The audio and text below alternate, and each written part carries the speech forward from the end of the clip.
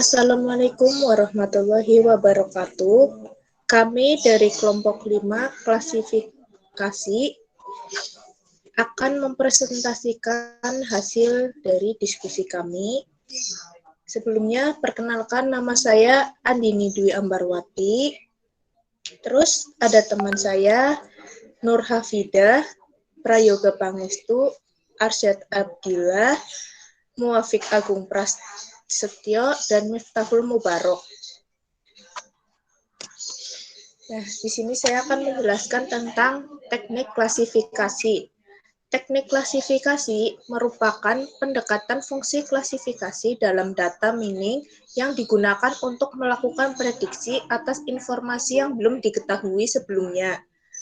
Nah, algoritma dari klasifikasi itu antara lain ada decision tree atau yang biasa disebut dengan algoritma C4.5, ada Artificial Neural Network atau ANN, ada Kinect Network atau KNN, ada algoritma Naive Bayes, ada Neural Network, dan algoritma lainnya.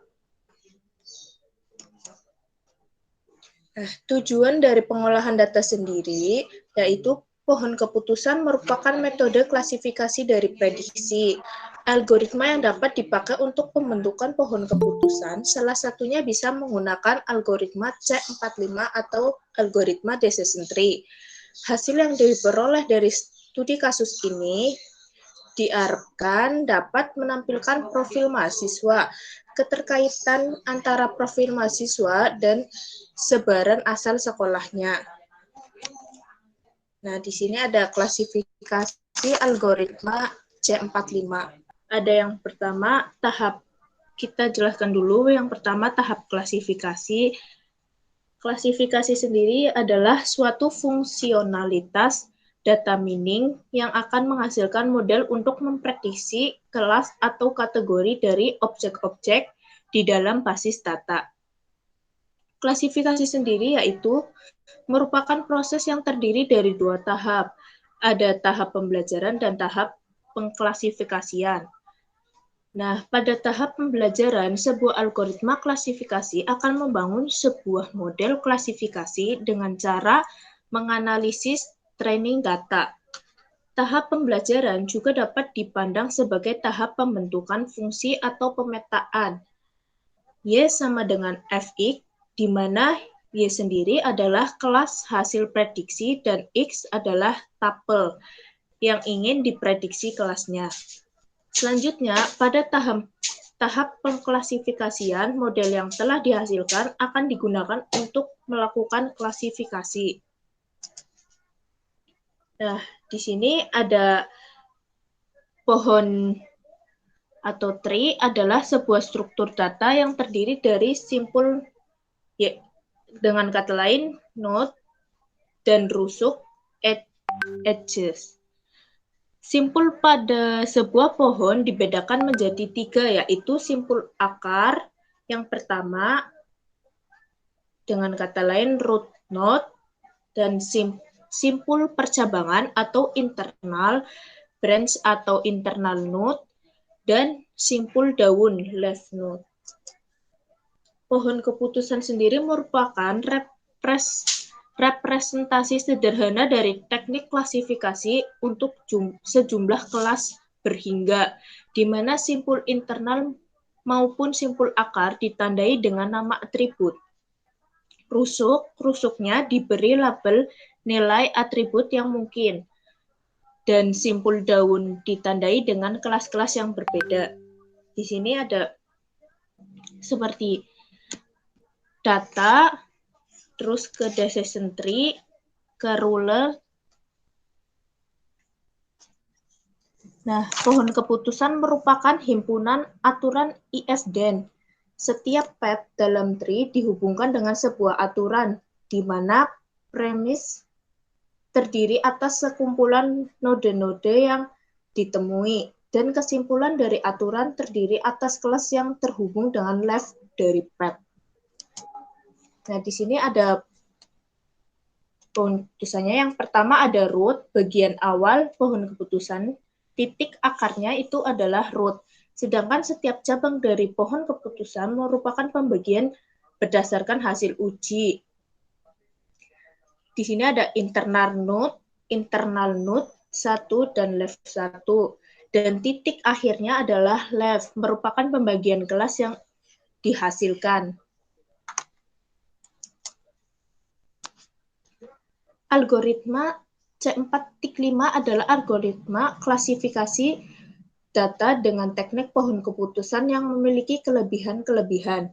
Kelebihan ini misalnya dapat mengolah data numerik, kontinu, dan diskret, dapat menangani nilai atribut yang hilang, menghasilkan aturan-aturan yang mudah. Keakuratan prediksi yaitu kemampuan model untuk dapat memprediksi label kelas terhadap data baru atau yang belum diketahui sebelumnya dengan baik.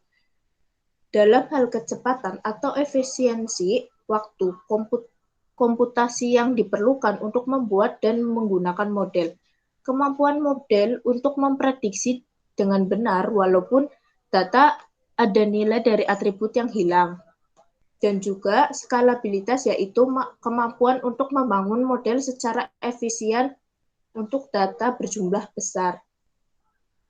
Dalam algoritma C4.5 ya, untuk membangun pohon keputusan, hal pertama yang dilakukan yaitu memilih atribut sebagai akarnya.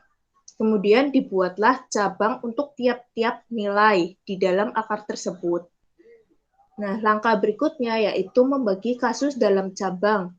Kemudian ulangi proses untuk setiap cabang sampai semua kasus pada cabang memiliki kelas. Nah, di sini ada beberapa elemen yang digunakan dalam menyelesaikan kasus algoritma C4.5, yaitu entropis dan gain. Nah, yang pertama ada entropis. Entropis sendiri yaitu merupakan jumlah bit yang dibutuhkan untuk dapat mengekstrak suatu kelas plus atau min dari sejumlah data acak pada ruang sampel S. Semakin kecil nilai entropi, maka semakin baik digunakan dalam mengekstraksi satu kelas. Nah, di sini ada juga rumus untuk mencari entropi. Di sini rumusnya entropi sama dengan min P plus min log 2P plus min P log 2P, di mana S yaitu merupakan ruang dari data sampel yang digunakan untuk training. Dan P plus jumlah resolusi positif atau yang mendukung pada data sampel untuk kriteria tertentu. Dan P min jumlah resolusi negatif atau yang tidak mendukung pada data sampel untuk kriteria tertentu. Nah, yang kedua yaitu elemen yang kedua ada gain. Gain merupakan perolehan informasi dari atribut A relatif terhadap output data S. Perolehan informasi didapat dari output data atau variabel dependent S yang dikelompokkan berdasarkan atribut A, dinotasikan dengan gain S, A. Terus di sini juga ada rumusnya untuk mencari nilai gain, yaitu gain sama dengan entropis dikurang sigma VE value A SV per S entropis SV, di mana A sendiri yaitu sebagai atribut dan V sebagai suatu nilai yang mungkin untuk atribut yang A, value A, himpunan yang mungkin untuk atribut A, dan SV sendiri yaitu jumlah sampel untuk nilai V, dan yang S jumlah seluruh sampel data. Entropis SV-nya sendiri yaitu entropi untuk sampel-sampel yang memiliki nilai V. Nah, selanjutnya ini ada langkah-langkah penyelesaian algoritma C45. Yaitu langkah yang pertama ada mencari nilai entropi dari setiap kriteria. Dan yang kedua ada mencari nilai gen dari setiap atribut. Ya, yang ketiga ada pembentukan atribut sebagai akar berdasarkan gen tertinggi. Nah, langkah selanjutnya pembentukan cabang berdasarkan masing-masing nilai. Terus yang terakhir ada ulangi proses untuk masing-masing cabangnya sendiri. Nah, di sini ada contoh studi kasus yang sudah dibuat oleh kelompok.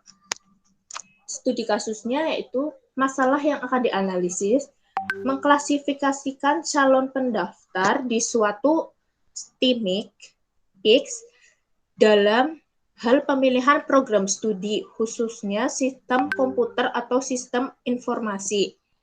Adapun data yang digunakan dalam membentuk pohon keputusan untuk menganalisis minat calon mahasiswa baru untuk mendaftar ke STIMIC X berdasarkan program studi Starta 1 adalah nama mahasiswa, yang kedua minat calon mahasiswa, yang ketiga asal sekolah, keempat jenis kelamin, dan yang terakhir hobi.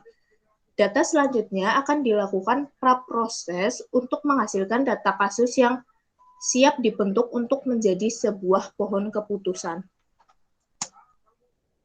Nah, data yang tidak lengkap disebabkan karena ada data yang kosong atau atribut yang salah. Demikian pula dengan data minat calon mahasiswa baru yang mendaftar ke STIMIC X. Berdasarkan program studi Starta 1, ada sebagian atribut yang tidak perlu sehingga proses data preprocessing perlu dilakukan, sehingga database sesuai dengan ketentuan yang diperlukan. Data preprocessing merupakan hal yang penting dalam proses data mining. Hal yang termasuk di antara lain seperti 1. Data selection, yaitu data minat calon mahasiswa atau mahasiswi baru yang mendaftar ke STIMIC X berdasarkan program studi Starta 1 tersebut akan menjadi data kasus dalam proses operasional data mining. Nah, dari data yang ada, kolom yang diambil sebagai atribut keputusan adalah hasil. Sedangkan kolom yang diambil atribut penentuan dalam pembentukan pohon keputusan adalah seperti nama mahasiswa, minat calon mahasiswa, asal sekolah, jenis kelamin, dan hobi. Nah, yang kedua ada data preprocessing atau data cleaning. Data cleaning diterapkan untuk menambahkan isi atribut yang hilang atau kosong dan merubah data yang tidak konsisten. Yang ketiga ada data transformasi. Dalam proses ini, data ditransferkan ke dalam bentuk yang sesuai untuk proses data mining. Dan yang keempat ada data reduction atau reduksi. Reduksi data dilakukan dengan menghilangkan atribut yang tidak diperlukan, sehingga ukuran dari database menjadi kecil dan hanya menyertakan atribut yang diperlukan dalam proses data mining, karena akan lebih efisien terhadap data yang lebih kecil. Nah, di sini ada perhitungan manualnya tentang studi kasus yang tadi. Nah, setelah kita memperoleh data minat calon mahasiswa atau mahasiswi baru yang tercantum pada label sampel yang tadi, langkah selanjutnya kita adalah menentukan nilai entropi dan nilai gennya. Nah, yang pertama, kita cari dulu nilai entropinya.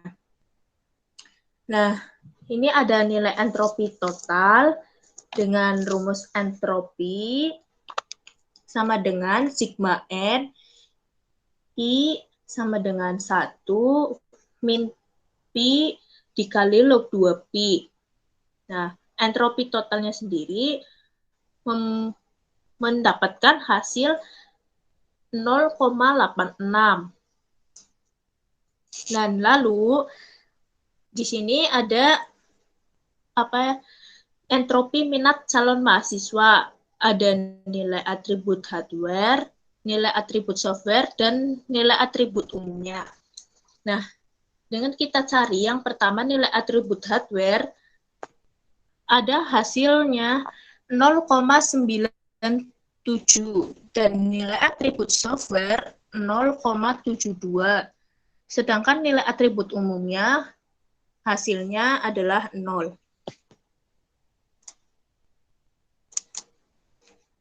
Nah, yang ini habis itu kita mencari entropi untuk histori pendidikan atau asal sekolah. Nilai atribut yang SMK komputer memiliki hasil 1 dan nilai atribut SMK teknik memiliki hasil 0 dan yang umum hasilnya adalah 0,91. Nah, untuk yang kriteria selanjutnya yaitu hobi, ada nilai atribut IT-nya memiliki hasil 0,91 dan nilai atribut yang non-IT sendiri ada hasilnya 0,81. Selanjutnya yaitu kriteria untuk jenis kelaminnya. Nilai atribut 1 memiliki hasil 0,98 dan nilai atribut 0, hasilnya 0. Nah, setelah kita udah mencari nilai yang tadi entropis, langkah yang selanjutnya kita mencari nilai gen. Berikut ini adalah nilai gen dari setiap kriteria. Yang pertama ada nilai gen minat calon mahasiswa memiliki hasil 0,25. Dan yang selanjutnya ada nilai gen dari kriteria histori pendidikan, ada hasilnya memiliki hasil 0,18. Dan nilai kriteria gen dari hobi hasilnya adalah 0,005. Dan nilai kriteria gen yang jenis kelamin hasilnya 0,005. Sama aja. Nah, setelah tadi sudah, ini adalah hasil dari rekursif level 0. Ini bagian dari pohon keputusan yang telah kelompok kami buat. Ini yang rekursif level 0 dan ada juga rekursif level 1-nya yang sudah lebih tersusun atau memiliki beberapa atribut seperti atribut minat calon. Dan selanjutnya di sini ada rekursif level 2 yaitu yang ini tuh adalah hasil akhir pohon keputusan yang telah kami buat.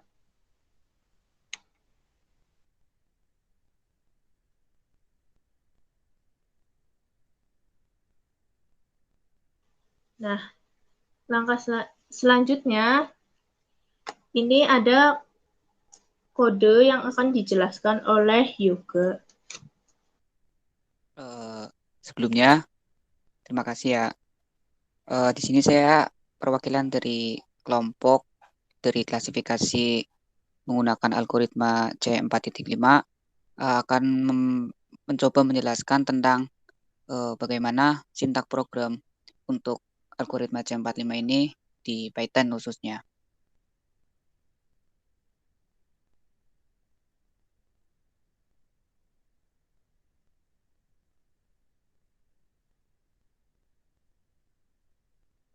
Apa sudah bisa dilihat?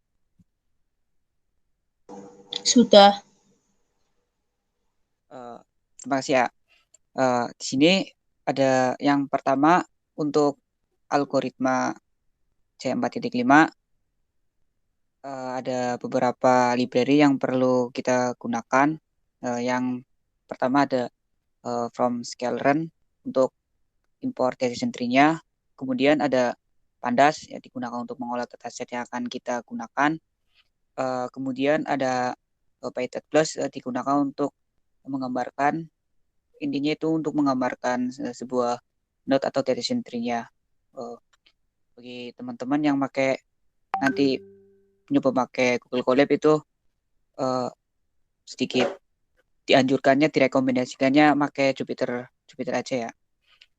Kemudian langkah kedua di sini setelah kita impor, di sini ada pembuatan sebuah tabel atau atribut Atribut yang pertama di sini ada nama calon mahasiswa, kemudian jurusan. Jurusan di sini nanti yang merujuk kepada nilai atribut hardware dan umum serta software. Kemudian asal sekolah dari masing-masing calon mahasiswa yang sebelumnya di apa ya, yang sebelumnya telah ditentukan. Kemudian ada jenis kelamin yang merupakan nanti atribut juga. Kemudian ada hobi dan hasil. Hasil ini merupakan atribut target. Atribut target yang kelompok kami gunakan. Kita di sini import datasetnya, kemudian kita baca nama dataset kami yaitu ada V2, kemudian ada hiddennya non, kemudian names atributnya. Di sini kita panggil lagi. Kemudian untuk hasilnya kita panggil saja biar jumlah datanya tidak terlalu banyak ya. Ada mencontohkan seperti ini, segini.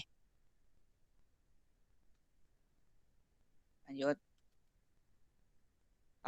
Kemudian setelah kita berhasil mengimpor datasetnya ke dalam Jupyter atau project yang telah kita gunakan, kemudian di sini kita akan mengubah bentuk dummy atau bentuk biner. Jadi gini, kan di sini nama ada atribut nama, jurusan, asal sekolah, jenis kelamin, hobi, dan hasil. Hasil kita hilangkan karena ini merupakan atribut target. Nah, untuk nama. Di sini untuk nama kan ada banyak ya. Kemudian yang simpelnya aja kita mengambil contoh jenis kelamin. Jenis kelamin di sini ada laki-laki sama perempuan. Nah, gunanya bentuk biner di sini itu mengklasifikasikan bahwasannya untuk laki-laki ini kita tandai dengan 1, kemudian untuk perempuan kita tandakan dengan 0. Begitupun dengan yang lainnya. Nanti menyesuaikan seperti itu kurang lebih. Kemudian di sini saya ada kode program untuk istilahnya ya, untuk mengekspor hasil dari data dummy-nya. Nanti data dummy ini sangat berguna untuk penentuan prediksi dari gimana sih hasil prediksi dari klasifikasi decision tree ini. Seperti itu. Lanjut. Nah, ini bentuk data dummy atau data binernya itu memiliki nilai seperti ini. Ada jumlah data, semuanya ada 24 kolom sama 5 row. Kita lanjut aja. Nah, di sini ada hasil sama dengan tree decision tree classification. Nah, di sini merupakan atribut yang akan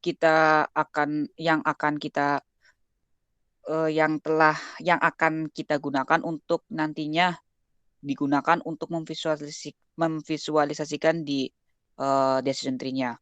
Di sini kriterianya kita menggunakan entropi karena kelompok kami menggunakan klasifikasi D3 algoritma C45, maka entropi itu sangat direkomendasikan. Seperti itu. Kemudian kita tampung ke dalam variabel hasil train. Nah, hasil train ini digunakan nanti akan kita panggil nanti di visualisasi grafisnya di decision tree. Nah, di sini kita panggil lagi hasil. Nah, kenapa di sini hasil? Karena kita menggunakan atribut targetnya untuk mengetahui hasil akhir dari jadi contoh nanti si Ahmad itu setelah melalui beberapa kriteria di pohon keputusan itu prediksinya itu kemana, melalui mengambil jurusan apa nanti di hasil akhirnya gitu. Intinya seperti itu. Kemudian kita lanjut di visualisasi datanya. Di sini ada visualisasi data dengan grafis. Grafis ini kita install ya. Install kemudian kita path-nya di environment variable karena kalau belum di environment variable itu nggak mau jalan.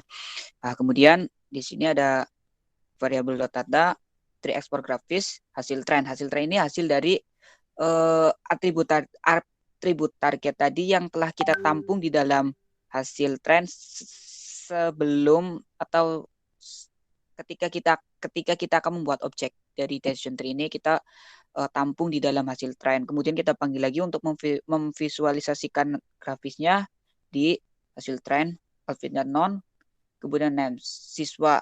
Siswa ini karena si komputer itu hanya bisa membaca data biner atau data dummy, maka tujuannya mengubah ke data biner atau data dummy itu seperti itu untuk biar si komputer itu bisa membaca itu. Kemudian ini tidak kata ya, maksudnya tidak kata ya itu uh, yang telah apa ya, yang telah dijelasin di awal itu di atas tadi. Kemudian ini hasil dari uh, apa ya, hasil dari visualisasi yang telah kita lakukan. Ada jenis kelamin laki-laki. Nilai entropinya itu berapa? Nilai entropinya itu ada 8,63. Kemudian ada diambil dari sampel uh, sebesar 18 data. Kemudian apabila ini si pendaftar calon mahasiswa itu berjenis kelamin laki-laki, benar atau tidak? Kalau benar, maka value-nya akan mengeluarkan sebuah node seperti ini. Kemudian apabila tidak, maka dia akan mengambil sebuah jurusan. Jurusannya itu hardware dengan entropi nilainya itu kurang lebih sekitar 0,98. Siapa sih nama si pendaftar calon itu? Si calon mahasiswa baru itu di sini dijelasin, udah tercetak juga nilai dari setiap nilai dari setiap entropi beserta nilai value-nya juga. Nah, kemudian kita juga bisa memprediksi karena tujuan dari klasifikasi kan untuk memprediksi. Jadi tujuannya itu untuk memprediksi. Jadi uh, ini nilai ini 000 ini itu diambil dari data dummy. Jadi apabila di sini apa ya, nama nama calon mahasiswanya itu siapa, terus itu berasal dari jurusan apa sebelumnya, dari tadi sesuai dari apa ya, sesuai dari dataset kita. Kemudian kita bisa cari uh, kemudian kita bisa prediksi dari si data ini. Contohnya tadi si Akbar Widiantara ini namanya Akbar Widiantara. Kemudian jurusannya hardware, asal sekolahnya mana, jenis kelaminnya apa, terus hobinya apa. Terus dari hasil itu bisa kita prediksi bahwa si Akbar itu dapat mengambil jurusan sistem komputer di studi kasus STIMIK yang telah kelompok kita tentukan. Mungkin seperti itu yang dapat kelompok kami sampaikan. Kurang lebihnya mohon maaf apabila banyak kata atau banyak tutur kata yang kurang jelas ataupun banyak kesalahan. Kami juga masih belajar. Kurang lebihnya mohon maaf. Kelompok kami akhiri. Assalamualaikum warahmatullahi wabarakatuh.